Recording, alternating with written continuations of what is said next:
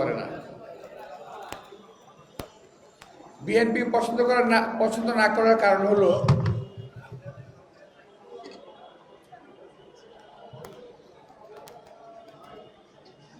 BNP হলো একটি জাতীয়তাবাদী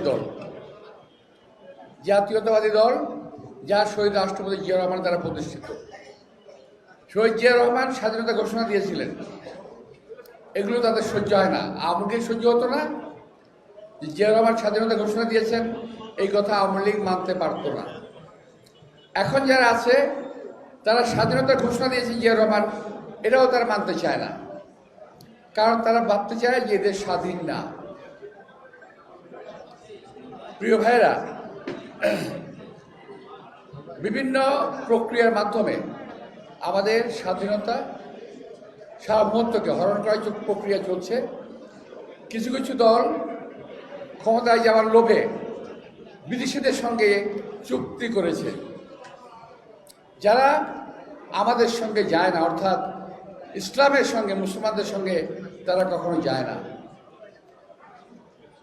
কিন্তু একটি দল ইসলামের নাম দিয়ে, ইসলামের নাম বিক্রি করে তারা ক্ষমতায় যাওয়ার চেষ্টা করছে বিদেশের সঙ্গে চুক্তি করে, এবং তাদের ছানাপোনারাও সেই জায়গায় গিয়ে নেমে পড়েছে। আপনারা খেয়াল করে দেখবেন তাদের যে মুখের ভাষা, কদর্য ভাষা, যে ভাষা আমরা ব্যবহার করতে পারি না, আমরা কখনো করি নাই। আমার এত বছরের রাজনৈতিক জীবনে এই ধরনের ভাষা আমি কখনো শুনি নাই। প্রতিপক্ষকে তো আক্রমণ করতেই হবে, কিন্তু সেই আক্রমণের ভাষাটা হয়তো সংযত এবং সত্য ভাষণ। ধর্মের কথা বলেন, দাড়ি রাখেন, টুপি পরেন, আবার মিথ্যা কথা বলেন অনর্গল। মিথ্যা কথা বলতে পারার মুখে বাঁধে না ভাই। আমরা লেবাসদারি নই, কিন্তু আমরা সাচ্চা মুসলমান, আমরা কখনো মিথ্যা কথা বলি না। আমাদের ইমান আছে, ইমানে বিশ্বাস করি, আমরা আল্লাহ বিশ্বাস করি, খোদা বিশ্বাস করি, তার ধর্ম করা বিশ্বাস করি। সুতরাং মিথ্যা কথা আমরা বলিও না, বলতে চাইও না। নির্বাচনী জেতার জন্য মিথ্যা কথা বলতে হবে কেন? কি দরকার আছে? আমি বলবো যে আমি কি করেছি নির্বাচনের জন্য, দেশের জন্য। আমি বলতে পারি যে আমি কি করেছি, আমি বলতে পারি আমি কি করব। এসেই বিএনপি সম্পর্কে, আমাদের নেতা তারেক রহমান সম্পর্কে, প্রার্থী সম্পর্কে আপনার জঘন্য ভাষায় কথা বলতে থাকেন। তো এতে আর যাই হোক, আপনারা খুব লাভবান হচ্ছেন আমি মনে করি না। কিছু কিছু ব্যক্তির দ্বারা আপনার প্রভাবান্বিত, যারা এই দেশে থাকে না, এই দেশের স্বাধীনতা সার্বভৌমত্বে বিশ্বাস করে না, যারা বিদেশে থাকে, বিদেশ থেকে কথা বলে তাদের কথা মতো আপনারা ডায়লগ দেন, বক্তৃতা দেন, কথা বলেন অসভ্য ভাষায়, নোংরা ভাষায়। আমি বেশি কিছু বলতে চাই না। দয়া করে এদেশে মানুষকে বোকা ভাববেন না, এই দেশে মানুষের সঙ্গে প্রতারণা করবেন না। যা বলবেন সত্য বলবেন, সত্য বলে ভোট নেন, পাস করেন, কোনো অসুবিধা নাই। কিন্তু মিথ্যা কথা বলে, ষড়যন্ত্র করে কোনো পরিস্থিতিতেই যদি নির্বাচনে কিছু করার চেষ্টা করেন, সেটা আমরা মেনে নেব না। আমি যারা বলছিলাম যে একটি চক্র চাচ্ছে কোনোভাবে হলে, যে কোনোভাবেই হোক, একটা বিশেষ দলকে ক্ষমতা নেওয়ার জন্যে, যদি না পারে তো নির্বাচন ভণ্ডুল করার জন্য। এই দেশের লোক অনেক কষ্টে, অনেক যুদ্ধ করে, অনেক রক্ত দিয়ে 17 বছর ত্যাগ প্রতীক্ষার বিনিময়ে এই ভোটের অধিকার অর্জন করেছে। আমি আশা করছি এই ভোটের অধিকার আপনারা প্রয়োগ করবেন 12 তারিখে যথারীতি। কোনো ষড়যন্ত্রকারীদেরকে আপনারা প্রশ্রয় দেবেন না। ভোট দিয়ে ভোটিং সেন্টারে আমাদেরকে দাঁড়িয়ে থাকতে হবে রেজাল্ট না নেওয়া পর্যন্ত।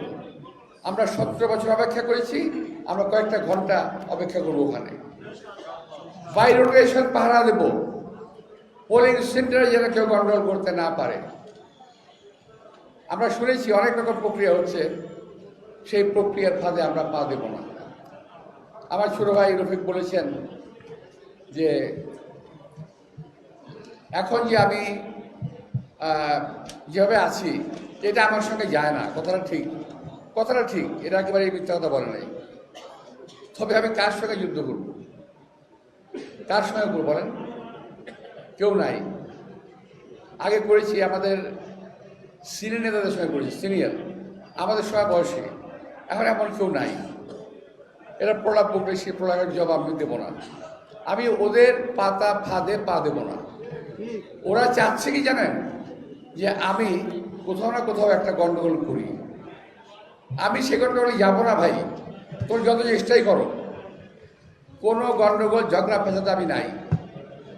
কিন্তু যখন দরকার ছিল তখন করেছি, রাজপথে লড়াই করেছি, মুক্তিযুদ্ধে লড়াই করেছি, আবার যখন প্রয়োজন হবে লড়াই করব।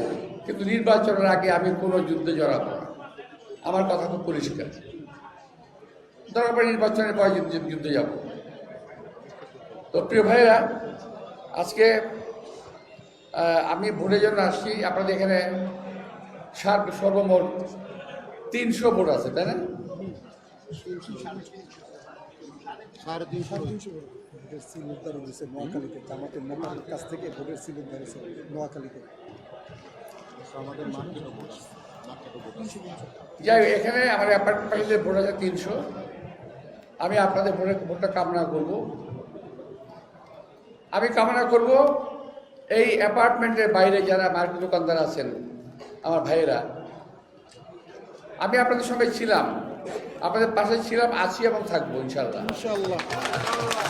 আপনাদের কাছে আমি একটা দাবি করব যে আপনারা আপনাদের আত্মীয় স্বজন, বন্ধু বান্ধব যে যেখানে আছে, এই এলাকায় থাকে, তাদেরকে আপনাকে অনুরোধ করবেন যেন তারা আমাকে ধানের শেষে একটি ভোট দেয়। আমি আজকের মতো সবাইকে আন্তরিক শুভেচ্ছা এবং ধন্যবাদ জানিয়ে, অনেকক্ষণ আপনারা অপেক্ষা করছেন, কৃতজ্ঞতা জানিয়ে বক্তব্য শেষ করছি। আল্লাহ হাফেজ, আসসালামু আলাইকুম।